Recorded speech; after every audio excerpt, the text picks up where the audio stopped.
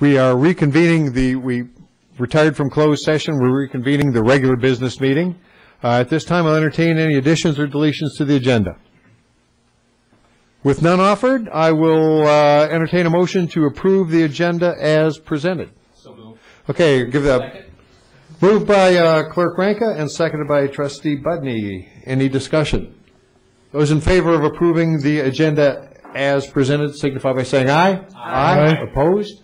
None offered. The agenda is approved. At this time, we are experimenting with a new board meeting format. At this time, we have 2 items, and just for purposes of recording this, at this time, we would invite public comment restricted to the action items on the agenda. Tonight, we have 2 action items. The resignation from the Downtown Development Authority and acknowledging a lender or a throughput for the funds for radio purchases for our first responders. So at this time, had anybody had comments to make on these action items, we would invite them to the podium. Again, comments would be restricted to those action items. If they hadn't contacted their favorite trustee or board member previously to make their feelings known, this would be the opportunity to do so.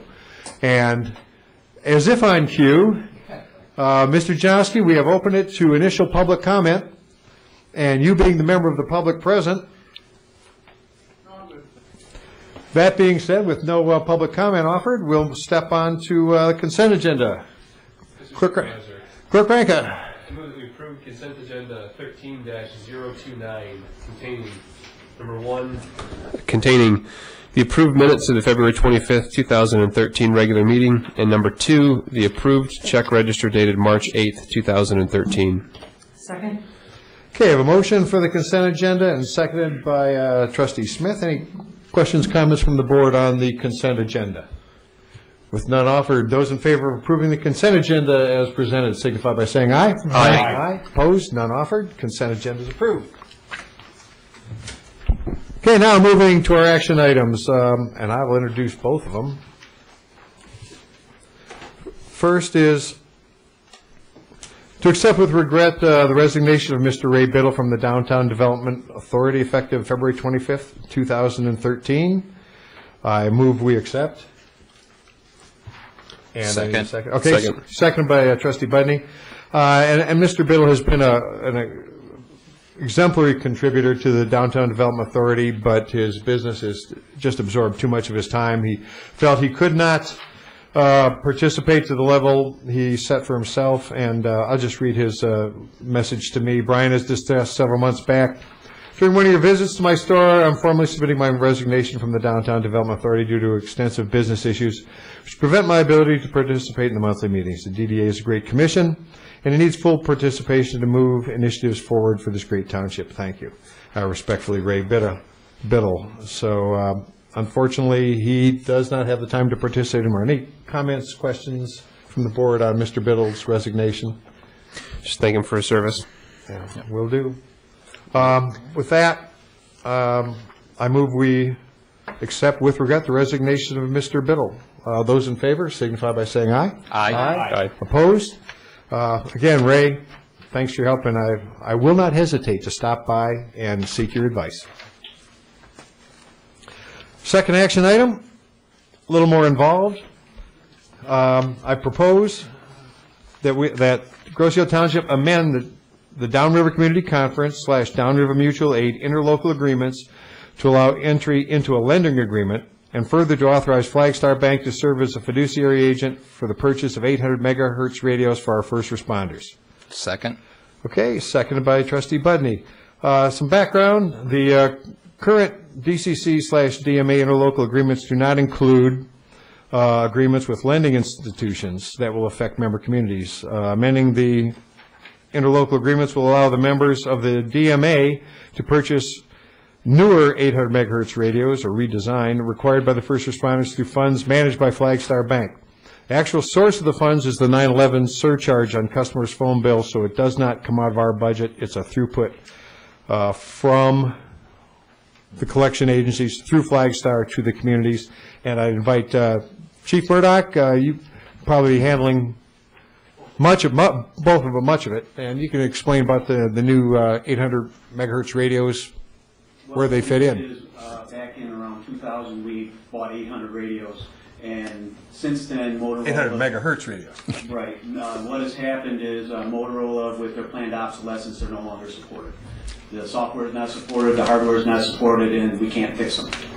So DCC got together with both police and fire, and we're decided to go back out for bid, which they've let the bid. They've already purchased all the radios. It's in probably around $70 million project for the downriver area. It's all our mobiles in the police cars, my car, the fire trucks, ambulances, portables, infrastructure, base stations, all that kind of stuff. We wish we could have got a little bit more time out of the current 800 system, but Motorola is like a refrigerator. It's bound to go bad sometime or they're going to quit fixing it. So that's exactly what happened with this, with Motorola. We did go through about 5 or 6 vendors. We shopped and shopped and shopped, and Motorola is not our software people. Cassidian is out of Canada, if I'm not mistaken, but the hardware is all Motorola. So it's just we have to replace them. Now, here's the key. The radios cost a fortune. The radios run about, I think they're almost close to $5,000 a crack. And the fire department alone has about 35 of them. But there's no out-of-pocket expenses this go-around. The first go-around there was. This go-around there's not. So Joe and I, there's nothing coming out of our budgets yet. So we'll see where this all lands. But they're supposed to start this project hopefully next month. They're supposed to start transferring us over in the software and hardware. So that's why we're doing this. So I remember there was much discussion on contracting who would build the towers, where they'd locate them, who would run the command consoles, and there was a lot of work put into this. The radio purchase was just at the kind of the tail end of a very big revamp of interoperability, communication, all stuff we didn't know, we didn't have until we needed it. The new radios definitely are better when it comes to interoperability. We can talk with the state of Michigan now, things of that nature where we couldn't before. We had a little bit of trouble getting on board with the state. The state wanted to buy the system. Downriver is a unique situation. It's a standalone 800 system. If you take Monroe County, they're all on the state system, and it's controlled by the state, and then they charge fees to the county to be able to operate on their towers, where DCC and the Downriver Mutual Aid Pack, we own it. It belongs to us. We control it, which is a whole lot better. So. Okay, well, with that, go ahead. I'm sorry, Mr. Budney. Chief, just a quick question. How long do you think these radios will last? Well, we're hoping for 20. Supposedly, when DC purchased this last group of radios, when the VH system was fading away, Motorola was already at a half-life. So that's kind of what happened with this whole project. So we're hoping for 20 years, but Motorola controls that when they decide they're not going to support us anymore. Thank you. Okay. Other questions, comments for myself, Chief, either the chiefs? Clerk Ranka? Yeah, thank you, Mr. Supervisor. So are we approving the purchase of these radios, or are we approving a lending? No. The purchase, you're approving the tie between us and DCC and the bank. They want resolutions or whatever you're going to do between each community back to DCC, so we're all on board. And why was Flagstar I think it was the best for the interest rate is what they did. They shopped a bunch of banks. It wasn't a single source bid to Flagstar then? No, I don't think so. That's a little bit above my pay scale. I think Flagstar was the only one willing to take on this duty for such a little surcharge that they added to handle all this purchasing funding. So what we're doing is, again, I said it was 2 parts. The amendment to the interlocal agreements, and I do have those available, but all they've done is, this was not a function of the ILAs until now to handle a lending, a fiduciary agent. So we added the paragraph, and I'll just read the paragraph. This will be added to both the Downriver Community Conference and Downriver Mutual Aid interlocal agreements. Those are the documents that established both of those entities.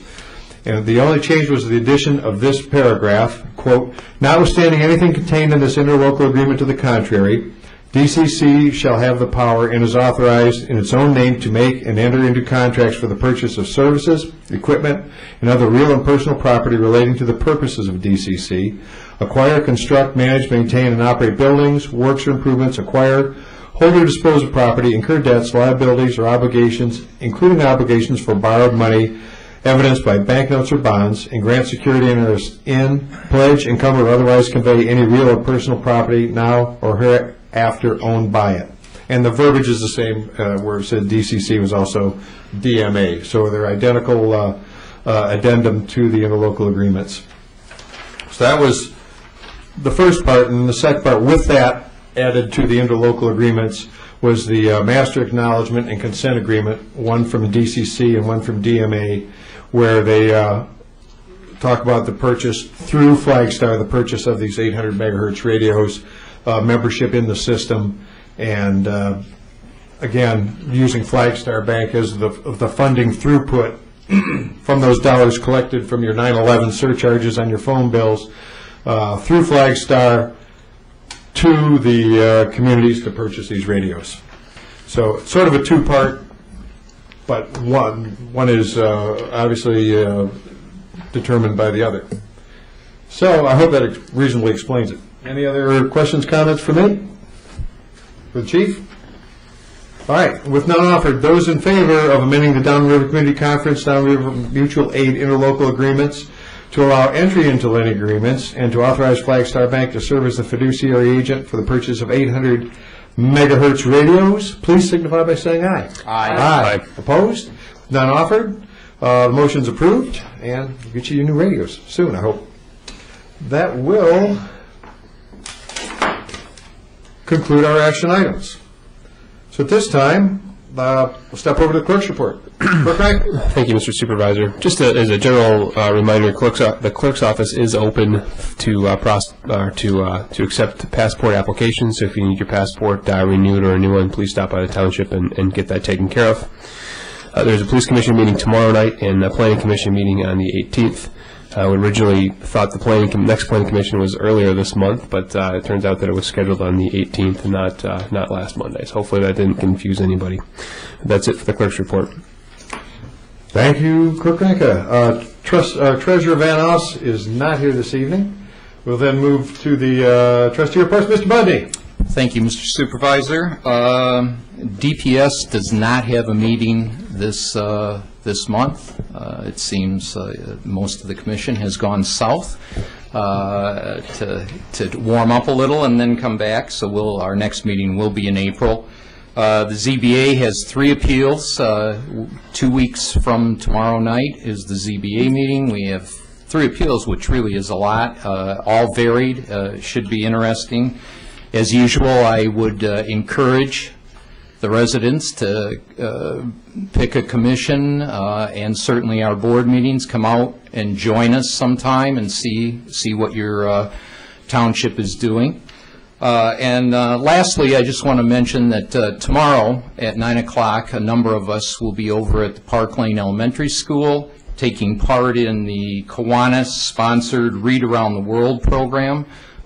Chief Murdoch, Ms. Darzniak, Mr. Riem, myself, and Mr. Loftus and Mr. Duker, who only has a picture book, I understand,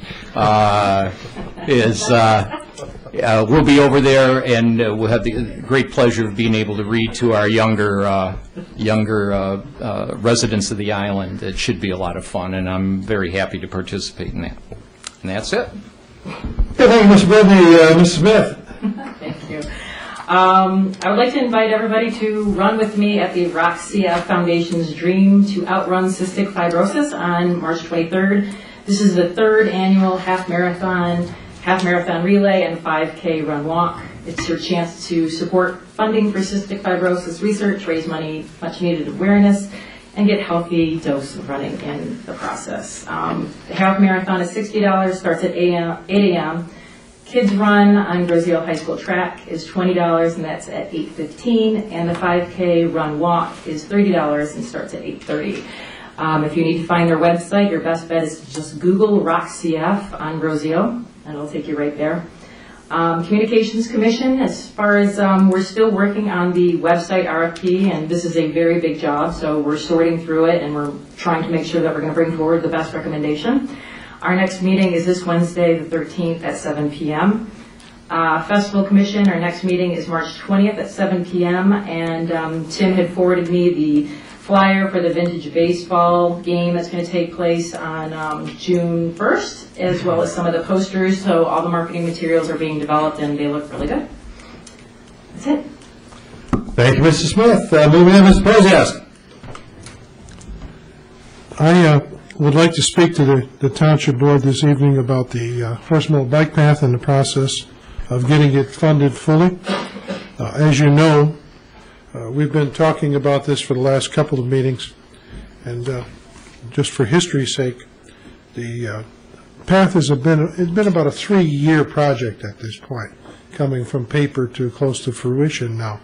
And it's hit several roadblocks, and it didn't seem to discourage folks, and we've worked through the roadblocks, but one of those roadblocks was trying to obtain a grant fund to pay for some of the bike path, and although our bid was competitive, we were the first cut below the bids for grants for this time, so was one of the roadblocks. Construction costs were a little bit higher than we anticipated. We went back to our low bidder, and we found that he was willing to make some adjustments in the process and reduce some funds for us. We were able to talk through about $27,000 in reductions at that point. Great work by a couple of commission members. After that was done, we came back and put together a pencil and found that we were about $90,000, or somewhere between $90,000 and $100,000 short. And Dale is looking at me like, am I close to that? 94. Okay. All right. No. All right. So the way that we can go from not having this sufficiently funded is as follows. So these are suggestions. There is willingness on the part of the Department of Public Services to investigate providing $50,000 in drainage fund monies for this project and making it a something that their commission has to look at. Unfortunately, Jim allowed all of those folks to go to Florida, and we can't have a meeting tomorrow night, so there's going to be a little bit of a problem with that, and I'd like to discuss this with the board. The other portion of the funding is a thing called the Metro Fund, the Metro Act Fund. It is as I was explained, a fund that allows people to use our properties for access to take care of their lines, and in return we're allowed to charge them a certain amount of revenue per year to cover the permitting costs and investigative fees for that fund. Well, that fund right now has an accumulated $43,504 in it. And I understand that it can be used for any bike path or any path-related or access-related project. So it is my suggestion on behalf of this commission that we ask the PSC to review the $50,000 that they have tentatively told us about, and they need to approve it, and then tap the Metro Act funds, and if that happens, we are within $1,000 or so of fully funding this 3-year-old project. That's close enough for horseshoes for me, and the only part of the equation is that with the PSC not meeting tomorrow, we would certainly love to get this project going, and would ask the board to consider making a loan of the $50,000 from general fund or drainage fund till such time as the commission can review and approve. Questions for me? Wally, I just want to state, Wally and I have been talking about this, and this is, I think, probably one of the best projects that's ever hit Groseal. It's probably one of the few projects where a lot of people on Groseal use the bike paths. Having said that, I also believe that whether it's the bike path or anything else, when someone comes forth with a project, they should have the money to pay for that project. And when they come up short, we shouldn't, just from a good business standpoint, shouldn't be going and to other funds and trying to reclassify things to say, you know, oh, this is drainage, so let's let DPS pay for it. This is we'll cut down trees that open space won't have to do. Let's call that open space maintenance and get money from them. It's just not a good business practice, because it's just, I believe, smoke and mirrors. It's a bike path project, and they're short funds. I'm all for loaning the bike path committee the money to finish their project. They could use this Metro Act funds, which they get about $8,000 a year. They could use part of that over the future years to repay the loan, whether it's from DPS or whether it's from the general fund or wherever they get it. But it would get the project moving. It could fund whatever they need, and it could be paid back. I think it's really goes to the accountability of the people who are coming forth with the project, that they actually come up with the funds to do it. It's not only is it good for the community. We can't just look at, I don't believe we can just look at and say, oh, this is a good project, so it really doesn't matter where we pull the funds from.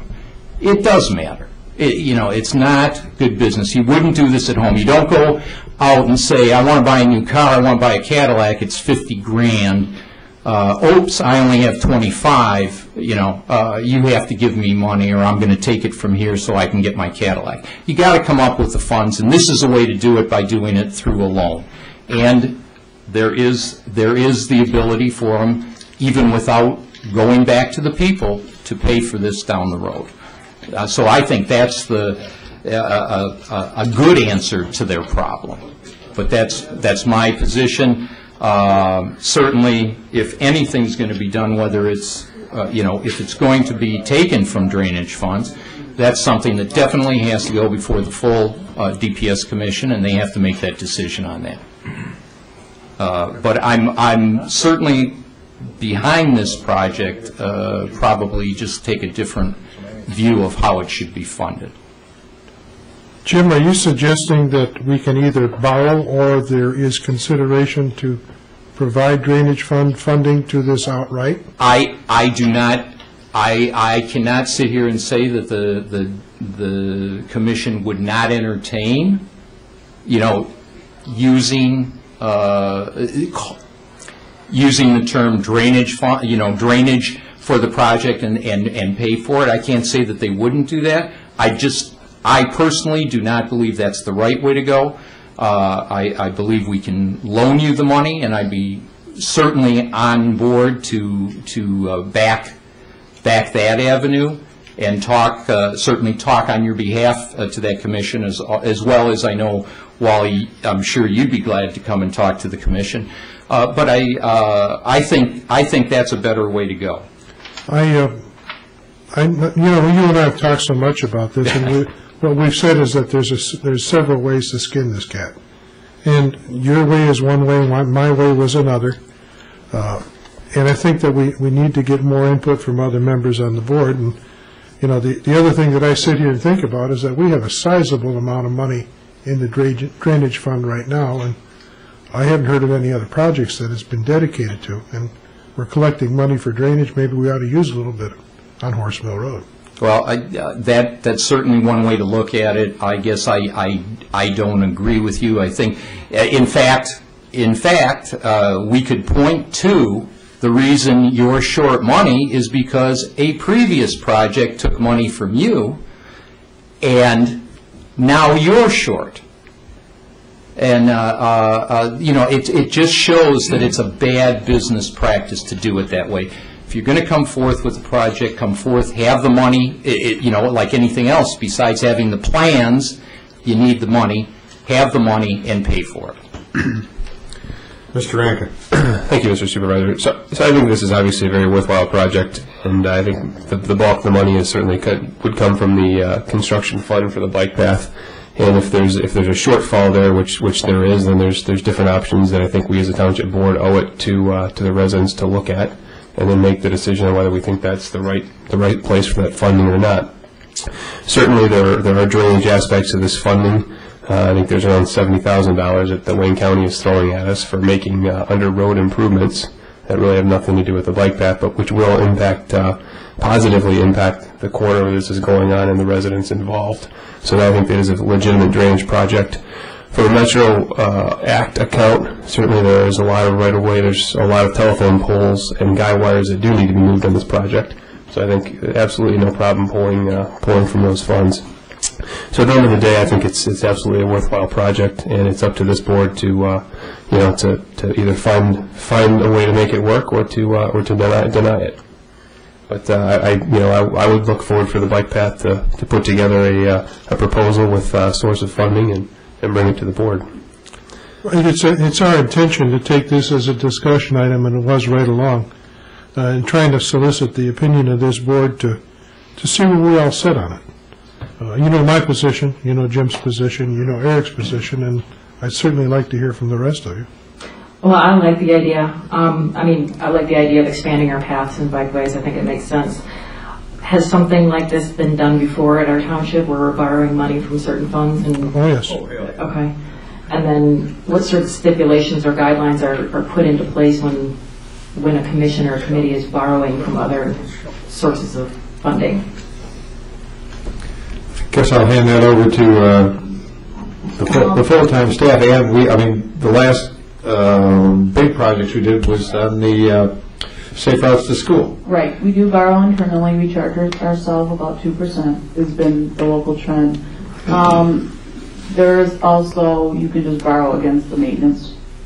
That is an option. There's money in the bike path fund as part of the maintenance that's available, so we can borrow against that and pay it back with Metro Act or some other means, but that's also available too. So if the drainage is an issue, you can just borrow within itself and pay it back through the Metro Act if that's an option. The previous subject of that someone had referred to about losing $75,000 is really the reason we're here talking about this tonight. If that 75 was still in the bike path construction funds, this had probably been going already. But I think that I'm asking the board to really look hard about making it happen. Some of the concessions that the contractor gave us was predicated upon building conditions right now, not when it gets real deep and muddy. And I think that the longer we delay it, the chances of it not getting done until late in the year would make it a real shame, because that's a path that a lot of people are going to use. I really believe in the bypass system. I've been involved in it, and Jack will volunteer, will vouch for that, I hope, for more than 2 or 3 years now, huh? So let's ask the rest of our board members to chime in and see which direction you would like me to take. Are you calling for a vote, which would be... No, I'm asking for individual comment. Well, I'm going to follow with our finance director, and we'll investigate sources. We have precedents in the past. I'm in favor of the bike pass. I'm in favor of completing the loop, getting as many in as possible. That separates our community from a number of other communities. We have been working hard in the promoting active communities. We have a group that volunteers, again, promoting active communities. That separates Grosse Ile from any one of a number of other places who don't have the real estate and the determination to make it easy for people to use other than automobiles to get around, whether for commerce or just plain recreation. That's the same group that's working on this bike path. Okay, and the Complete Streets Initiative, which has been, again, I won't call it an unfunded mandate, but certainly a serious recommendation to communities as they revise their traffic infrastructure to include non-motorized, pedestrian, bicycle, other means of transport for people to get around in their daily lives within the community. So there are overarching precedents that not only do we need to follow, we should want to follow, because I think it's going to make for a better community, a more desirable community, and a healthier lifestyle. So I guess if you're looking for count me in on finding ways to make this happen. Thank you. Agreed. Easy, Mr. Malvesto. I'm not opposed to borrowing money within the township from one department or the other. I would probably be opposed to the drainage fund, if in fact there is monies in the bike path maintenance fund that could complete the project. But my question would be, if it's going to be a loan, then what are the terms of repayment? Where is the repayment money going to come from? The repayment money could come from this Metro Act, which they get, which they're going to use, hopefully use about $43,000, which I think is in the fund right now, for the bike path project. And then they get I believe it's around $8,000 a year in payment. And the suggestion was that we make it, not that they pay over the full $8,000 even, so that they do have some money there if they need to use it. But it is a source where they don't have to go back to, you don't have to go back to the people for a millage or anything like that. There's money there that could be used to repay this loan. Well, it's just that if there's $40,000 from the Metro Fund, right, and it's we're short approximately $95,000, that still leaves $55,000. And that's where the borrowing would come in. And that's where the borrowing would come in. So they borrow the money and repay it. So are we going to borrow the money from the bike path maintenance, or are we going to borrow it from drainage, or are we going to borrow it from general funding? Those would be my questions, and schedule for repayment. That'd have to, that'd be decided. If you can borrow it from the bike path maintenance, I mean, it's their project, why not borrow it from themselves and pay themselves the interest?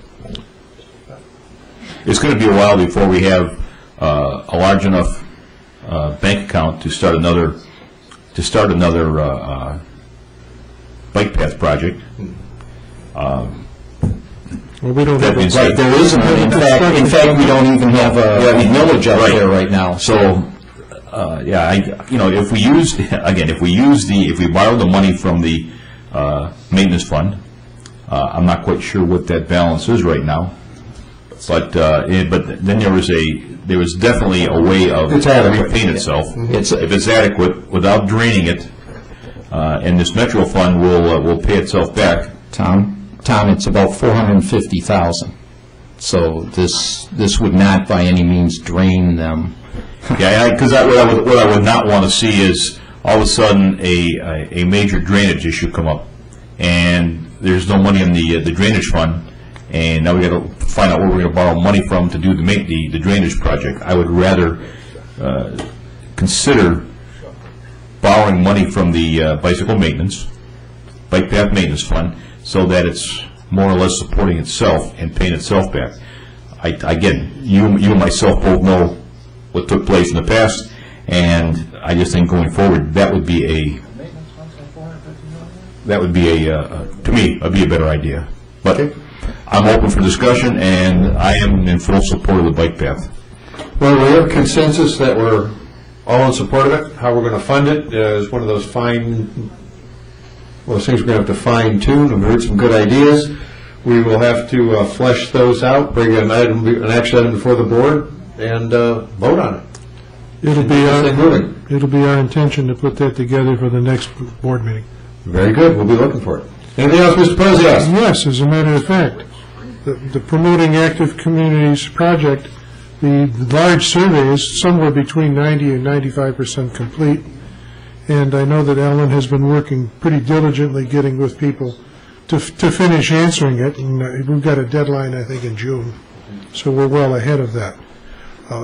I saw Woody and Wood. I just realized that interesting combination. But there's a wood cutting event this weekend. Would you like to tell us about it? Well, I will when I get it. Okay, that's fine. I won't take your thunder.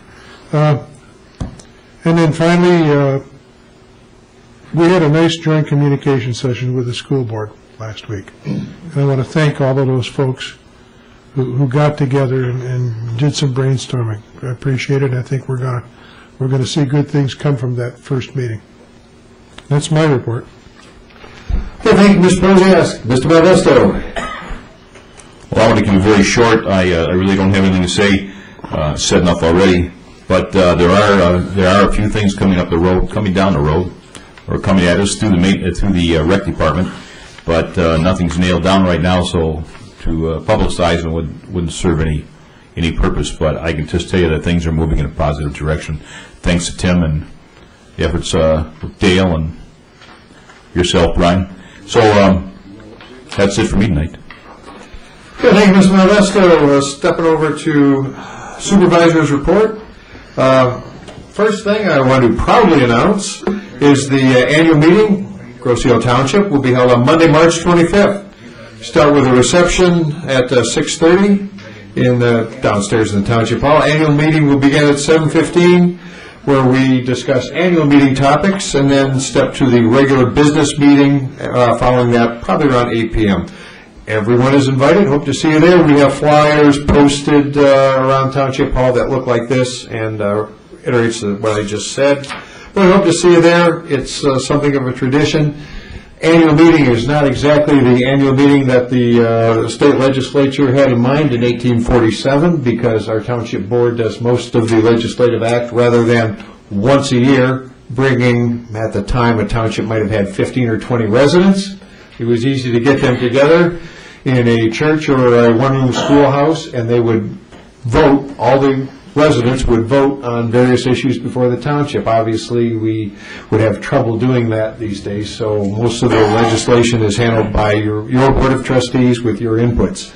But it's a great tradition, and we will hopefully see you on March 25th. Other odds and ends, since Mr. Clark has volunteered to explain the wood cutting, I'll step over that. A couple of flyers in the back of the room, still the AARP's Downriver Tax Preparation. That flyer is there. If you are an AARP member, and I think if you're 35, you qualify. I think that's when I started getting the flyers. But anyway, tax preparation, income tax is getting more rather than less difficult. DCC, Energy Assistance Program, hasn't been too well accessed in Grosse Township. We don't hear about it too much, but some of the other communities, it's been very successful. It's really helped people out. So I do have a flyer in the back of the room. There are eligibility requirements to apply for this, but if you think you qualify and would like to weatherize your home, please pick up one of the flyers. It can't hurt to ask. We have Rec Department Easter egg hunt is Saturday, March 23rd. Please get a reservation for this. It's a lot of fun. It's over at the Water's Edge, and it's a good time. It's for the kids, so bring them all. Blessing of the bicycles. While we're on the bike path topic, I was part of this last year. It's great fun. Sunday, April 21st. At St. James Presbyterian Church, our police reserves will be there to support us. It begins with a blessing of the bicycles by Father Phil, a briefing on the short bike route, a little safety lesson for young and old alike. Every so often we have to remind people that bicycles are vehicles and you have certain restrictions and privileges. Ride with traffic, walk against traffic. That's the kind of the short version. But it's a good time, and I hope to see you there. I have some stuff from Wayne County on their hazardous waste collection, but again, the nearest one, the next one is April 13th, but it's over at Redford Public Services. None of them are really close, so I'm going to see if I can convince somebody to have one nearby, and that's where you get rid of stuff like household paints, dyes, floor wax, furniture polish, pharmaceuticals, nail polish, all the stuff that you really don't want to surprise the people from Waste Management with in your trash cans. So that concludes my report. A lot going on. And again, hope to see a good turnout for the annual meeting, March 25th. This time I'll turn it over to Township Manager, Mr. William. Thank you. I have two brief items. The first, I've been asked several times the past week or two regarding the status of the MIOSHA investigation of the death of James Farrell. There's a final conference recently held, and it'll be 30 to 60 days before we get the written report.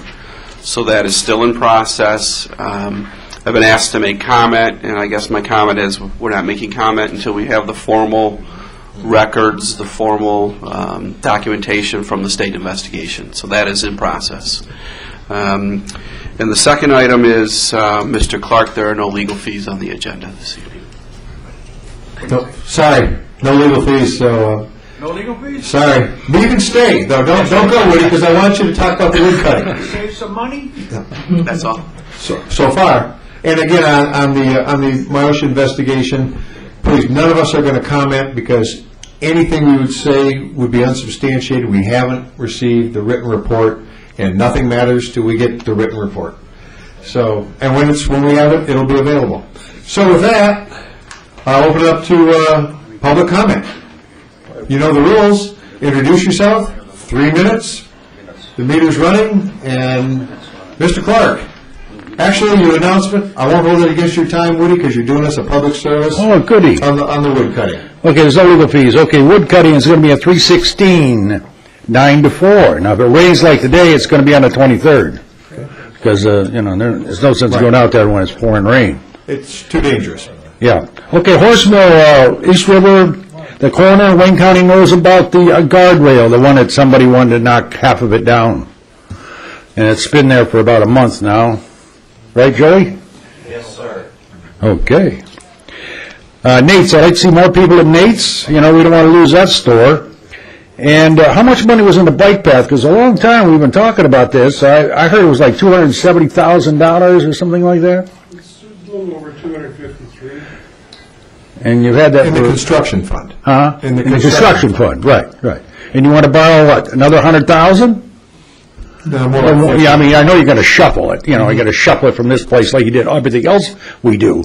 We shuffle it from one organization to another, and then we pay it back. Sort. That way we get things done, and we don't have to go outside to borrow. Right. Okay, just like the bridge. That shuffle.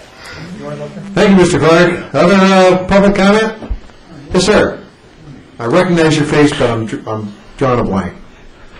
Gary Bailey, 9864 Island Drive. I just want to thank the board for approving my nomination to the Zoning Board of Appeals. Thank you. You're going to be busy, so there's a bunch of them hitting the docket. Thank you, Mr. Bailey. Other comment from the public president, Mr. Janowski. Mr. Bailey, more important, thanks for doing that thankless job. Ron Janowski, Grow Road. How much is the bike path project on Horse Mill? Total? 393 and change. Okay. We have a budget, and we have investments, and in years past, I've heard that we have actually went into our rainy day fund a little bit at a time. Do we still do that? We do. If necessary, we do for some. It depends. So to meet our budget? We have the last couple of years. Okay. We had to if we wanted to keep the police fully funded and keep the township operating. Yes. Well, why do we keep spending money then? Why are we depleting our savings account until we get things up and running and things get a little bit better? That's just a short version. That's why we have a cash reserve, and the board has unanimously supported those expenditures. But weren't we on the verge of having to do a deficit reduction plan for the No. township? No? No. You sure? Okay, I'll look into that. By what standards do we build these bike paths? Because if you go up and down Grow, which we sort of renovated here a couple of years ago, and on Meridian, I'm kind of concerned with this drainage fund. How does that relate to the bike paths? They're separate funds. No, I mean, how does it relate? What does it have to do with drainage, putting in a bike path? If the proposed location of the bike path would impede drainage, if we have a drainage issue, we're going to be doing construction there, we will have to abate the drainage. Mr. Rankin, did you want to? I just say in this particular incident, Wayne County, in order to approve the permits for the bike path, made us do some drainage improvements underneath Park Lane at the intersection of Horse Mill and Park Lane. So we'll eliminate some drainage problems that we have by putting in a bike path. Yes. Okay, in this particular case? In this particular case. Because several years ago, I've got some videos and some pictures when we renovated the bike path on Meridian, and before it was even completed, we had several spots that were underwater. Now, that leads me to believe that and it was told to me that the bike path was put in that position because they did not want to raise it, and that they put it at the same level that the ground is, the surrounding, ground levels, which don't make sense. I mean, if the ground's underwater, you put the bike path underwater, and now they're failing. You go up and down Grow Road, and probably 16 inches from the edge in towards the middle are failing. They're sinking. Do we have, or do we hold the engineers that design this, that are going to go through a particular area to build this to some specifications where they're not going to fail? I've been doing some work out in Oakland and Macomb counties, and I've kind of, I took an interest in looking at their bike paths, and they're quite old, and they've held up quite well. Are we doing it to the same standards, or are we going to build something that, well, I guess one of my questions is, how long does a bike path supposed to last? Nobody knows? We're going to spend $400,000, but we don't know how long a bike path is supposed to last? It's like a road. It depends on a lot of things. Like what? Depends on a lot of the Well, riding a bicycle and walking and having a dog go up down there, it should last forever, in my opinion. Otherwise, we're wasting our money. But the bike paths, some of the bike paths are failing terribly. All I'm saying is, I'm for bike paths. Don't start writing up an article saying that Ron Janowski's against bike paths, because I use them all the time. But I like them to last, and I don't want to spend any money on something that's going to last 2 or 3 years. Then we're going to have to use our maintenance funds to repair them and go over them. All the ones that I've looked at are quite old and in quite good shape, not like ours. Are we addressing that problem? Mr. Supervisor. Excellent question, Mr. Posiask. All I can tell you, Ron, is that we have an engineering company we build to their spec, and their spec is a state spec. It is a state spec. The same spec that Oakland County builds to. Why are ours failing? I think that perhaps you haven't seen all of Oakland's. Pardon me? You may have not seen all of Oakland's. Okay. With that, you're 4.5 minutes into your 3 minutes, Mr. Janowski, so I brought up some good points. We have some research to do. Thank you. Any other public comment? Oh, by the way, the feds are all done down in Detroit, so they got a lot of time on their hands. Okay, armed with that knowledge, any other public comment? With none offered, Who came tonight? with none offered, I will entertain a motion to adjourn. Moved by Mr. Bugby. Second. Second by Clerk Ranka. Those in favor signify by saying aye. Aye. Aye. Opposed? We stand adjourned, and I'll make it 8:24. Good night, everyone. Hopefully see you at the annual meeting, March 25th.